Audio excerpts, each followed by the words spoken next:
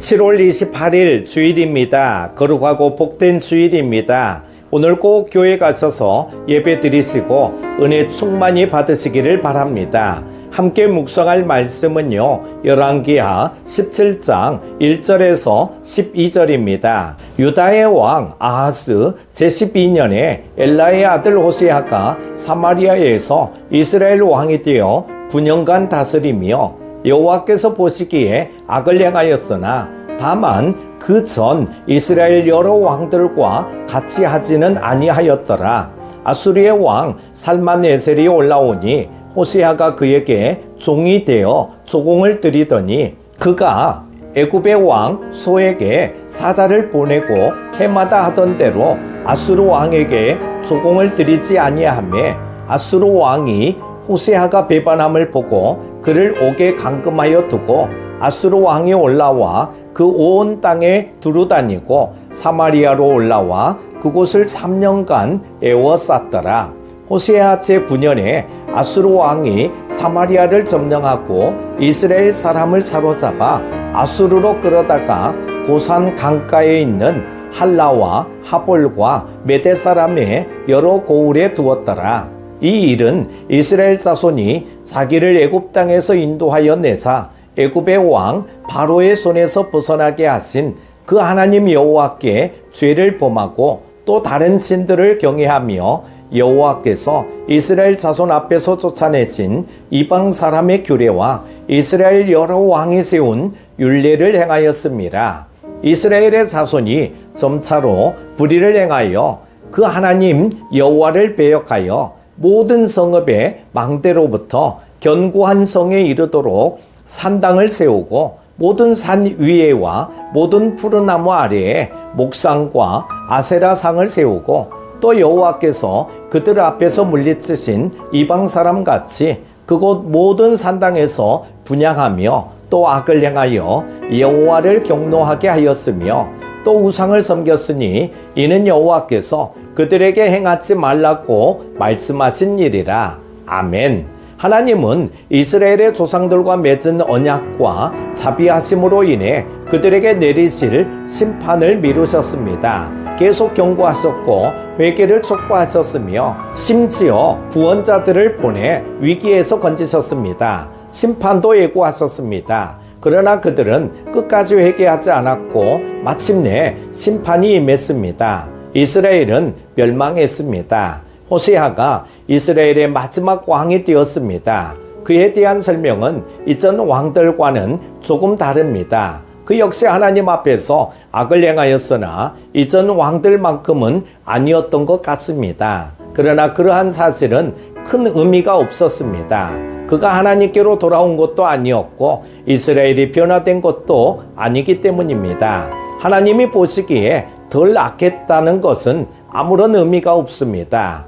호세아는 처음에는 아수르에 그 다음에는 애굽의 조공을 바쳤습니다. 그가 의지하고 섬기는 대상이 바뀌었지만 정말로 의지하고 섬겨야 할 하나님을 외면했다는 사실은 동일합니다. 끝까지 하나님께로 나아가지 않았습니다.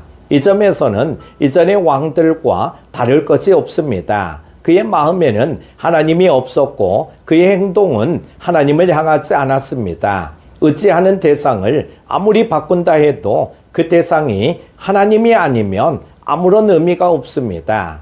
호세아가 배반하자 아수르 왕은 이스라엘을 침략하죠. 먼저 호세아 왕을 옥에 가둡니다. 그리고 이스라엘의 수도 사마리아를 3년간 포위합니다. 이스라엘 사람들의 마지막 저항이 강력했던 것 같습니다. 호세아가 아수르를 버리고 애굽을 선택했지만 이런 상황에서 애굽은 이스라엘을 돕지 않았습니다.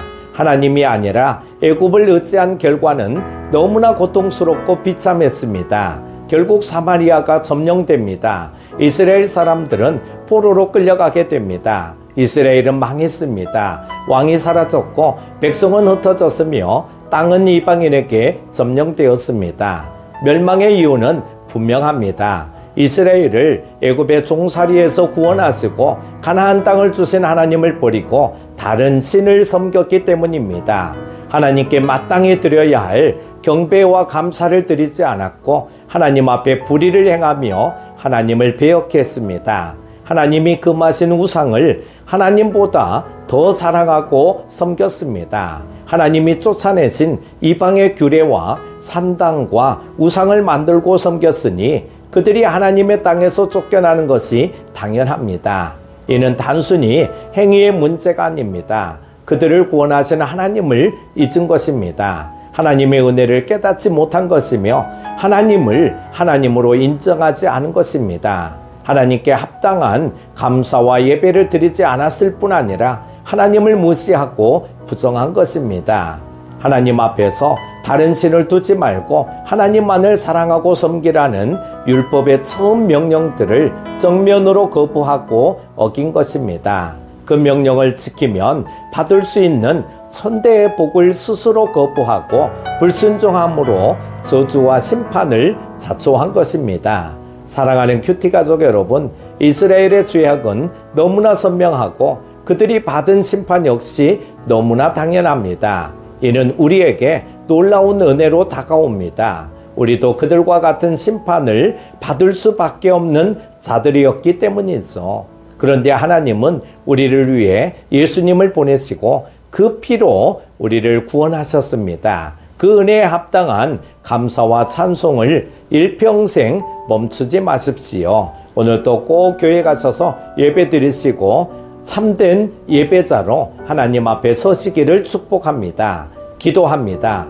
변함없는 사랑으로 우리를 돌보시는 하나님 아버지, 오늘 말씀을 통해 죄악의 결과는 심판으로 이어진다는 것을 다시금 깨닫게 됩니다. 우리 모두 죄악의 길에 서지 말게 하시고 하나님을 기쁘시게 하는 자리에 서게 하여 주시기를 원합니다. 순종의 모습, 하나님이 원하시는 모습으로 살아가게 하여 주옵소서. 오늘 하루도 주 안에서 평안하게 하여 주시기를 원하오며 예수님의 이름으로 기도드립니다. 아멘.